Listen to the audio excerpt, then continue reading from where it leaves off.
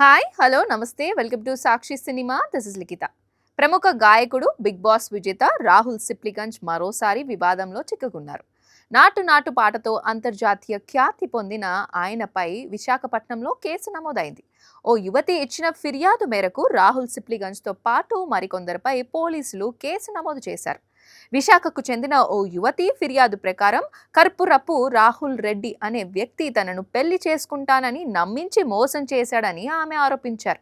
అంతేకాకుండా వ్యక్తిగత ఫోటోలు వీడియోలతో బ్లాక్మెయిల్ చేస్తున్నాడని ఫిర్యాదులో పేర్కొన్నారు. ఈ వ్యవహారంలో సింగర్ రాహుల్ సిప్లిగంజ్ కూడా జోక్యం చేసుకున్నారని యువతి ఆరోపించారు.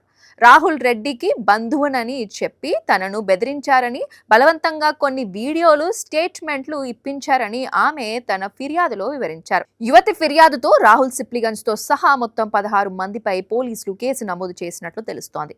వీరిలో మధ్యవర్తిత్వం చేసిన కొందరు జర్నలిస్టులు, హైకోర్టు న్యాయవాది గీతా ప్రసన్న చందన కూడా ఉన్నట్లు సమాచారం. తొలుత MVP పోలీస్ స్టేషన్లో కేసు నమోదు కాగా తదుపరి విచారణ నిమిత్తం దీనిని ఎండాడ మహిళా పోలీస్ స్టేషన్ కు బదిలీ చేశారు.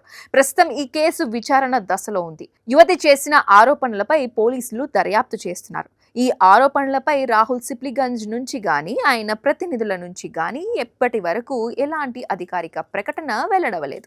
సాక్షి టీవీ ప్రసారాలను నిలిపివేయటం చట్టరీత్యా నేరం. సాక్షి టీవీ ప్రసారాల కోసం మీ స్థానిక కేబుల్ ఆపరేటర్ను వెంటనే సంప్రదించండి.